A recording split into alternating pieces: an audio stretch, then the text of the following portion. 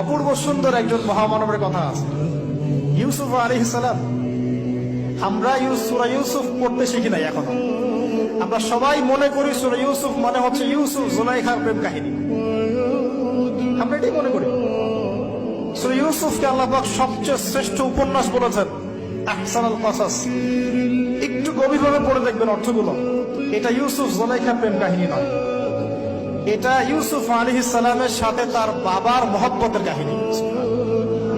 এটা পিতা আর সন্তানের মহব্বতের কাহিনী। এত মহব্বত যে সন্তান 20 বছর আগে হারিয়ে গেছে, যে সন্তান কূপ থেকে রাজপ্রাসাদে, রাজপ্রাসাদ থেকে জেলখানায়, জেলখানা থেকে আবার মিশরের গভর্নমেন্ট মানে পলিটিক্যাল পাওয়ার এসেছেন। বাবা কিন্তু এটা জানেন না, কিন্তু সন্তান যখন একটা জামা পাঠিয়ে দিচ্ছে, জামা, এই কমিজটা নিয়ে যাও, আমার বাবার চোখে দিও, বাবা দৃষ্টি ফিরে পাবে। ওই কমিজ নিয়ে যখন কিছু মানুষ আসছে তার বাসার সামনে, তিনি বলছেন, ইন্নী লাআজিদু রিহা ইউসুফ, আমি আল্লাহর কসম ইউসুফের গন্ধ পাচ্ছি। এটা মারা বুঝতে পারবেন, সন্তানের গন্ধ পাওয়া যায়। বাবারা বুঝবো, সন্তান মায়েদের আমাদের ছেলে মেয়েদের গন্ধ আমরা বুঝি, এটা আমার ছেলের গন্ধ, এটা মেয়ের গন্ধ। ইউসুফ আলাইহিস সালামের কামিজ আসছে 1200 মাইল দূর থেকে, আরো বেশি বা কম হবে, আর এখানে তার বাবা গন্ধ পাচ্ছেন। মহব্বত, এই কথাটা, এই আয়াতটা আসলেই চোখ দিয়ে পানি বের হয়ে যাবে।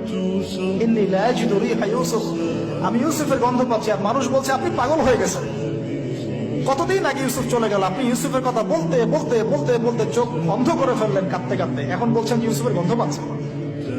সুবহানাল্লাহ। তো সূরা ইউসুফ পিতা আর সন্তানের প্রেম কাহিনী, মহব্বতের কাহিনী, ট্র্যাজেডি লাইফের। ভাইদের ষড়যন্ত্রে চলে গেলেন কূপে, কূপ থেকে রাজপ্রাসাদে, রাজপ্রাসাদ থেকে জেলখানায়। জেনার আহ্বান করছে তাকে, তিনি বলছেন, মাআযাল্লাহ, আমি আল্লাহর কাছে আশ্রয় প্রার্থনা করছি। এখানে আমরা সূরা ইউসুফ পড়তে গিয়ে ইউসুফ আলাইহিস সালামের বাহ্যিক সৌন্দর্য নিয়ে কথা বলি, তার চরিত্র, তার বাহ্যিক সৌন্দর্য অনেক বেশি সুন্দর।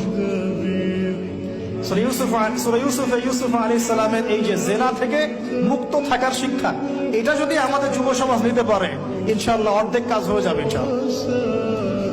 কত পার্সেন্ট যুবক আছে বলেন দেখি, একটু অনেস্টলি বলেন, সূরা ইউসুফ আলাইহিস সালামের মতো এরকম তাকওয়া, পরহেজগারিতা, জেনা মুক্ত জীবন যেমন করতে পারে। আমরা তো আরো ইচ্ছা করে প্রেম করি, অ্যাফেয়ার করি, রেপ করি, এই করি সেই করি।